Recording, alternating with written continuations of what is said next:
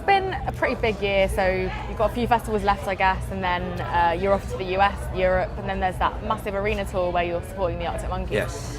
How are you feeling about that one? It's pretty huge. Are you talking about the arena tour? We were talking to them the other day, and Jamie was like, "Yeah, we're gonna have riot guns and mini motorbikes and stuff." So should be fun. Should be fun. I don't really know what they've got in mind, but yeah, no. Obviously, it's like 4 or 5 times bigger than anything we've ever done before. So it should be fun. It's really fun touring with the Monkeys. They're a really inspiring band.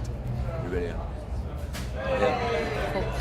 And taking it back a few years, I think this is the right place to ask this kind of question. Reading and Leeds seems to be like the first festival that people go to as a teenager. Yeah. What music were you into when you were kind of 15, 16?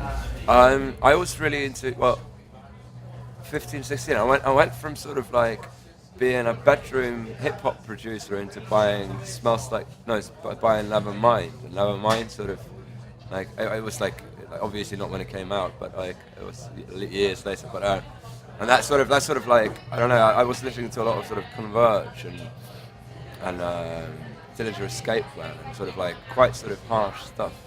Loads of punk and loads of I guess Deftones, is that something that's going to excite you later? Yeah. I think obviously hearing Around the Fur and Adrenaline and stuff was like it's pretty amazing. White Pony. I haven't heard anything they've done for the last 5 years, or however many years. Yeah, no, of course. Yeah. And what are you listening to at the minute?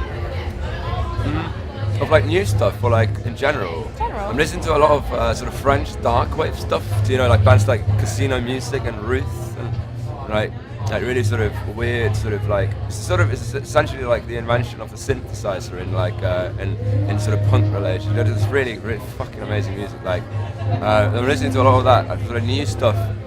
I'm listening to the new. Have you heard the new Unknown Mortal Orchestra record? The which? Unknown Mortal Orchestra. Yeah. It's amazing. And yeah. that and Mazes, Mill Bonding, sort of that sort of East London thing, like Warm Brains. And all of that. It's like, so yeah, just like loads of stuff. So looking at the Vaccines, it seems like you guys are you've got into an obsession with a certain sound. You're kind of wanting to bring all that stuff together. Yeah. Do you find that when you're listening to music, when you find a band that you really like, you want to delve into who their peers are and where it all came from, especially the stuff that you were saying about the synth stuff? Is that kind of how you listen to music?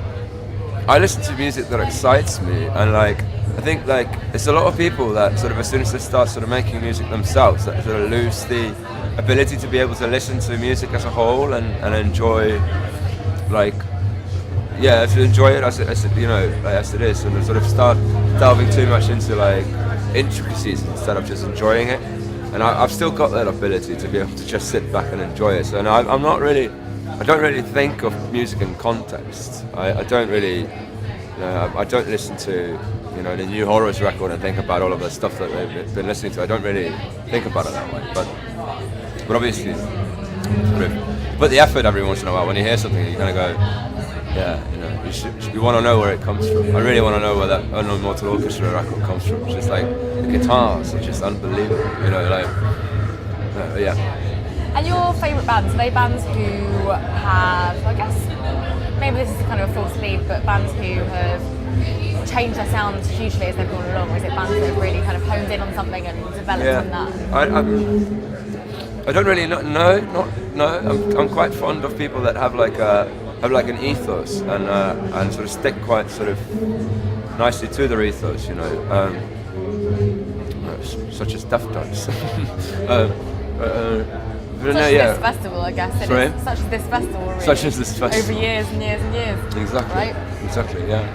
I'm more than into ethos, yeah. And what's been your favourite festival to play this summer?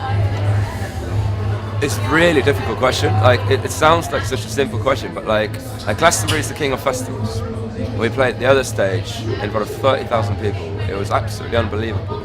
But it wasn't the best one, in terms of like our performance. You have to think about like some of them are best ones in terms of crowd performance, some of them are best in terms of us, best slots, so on and so forth. So I don't know. That like Lollapalooza in Chicago was amazing. Fuji in Japan, simply because it's in Japan, it's just unbelievable. And Splendor in the Grass Australia, UK, like, I don't know, every single one of them is my favourite that week. You know, I think my favourite so far was Reading yesterday. It was unbelievable. I'm still quite bruised. I dived into the drum kit in the last song. Ouch. And yeah, I'm all a bit bruised after it. But, you know, it was really fun.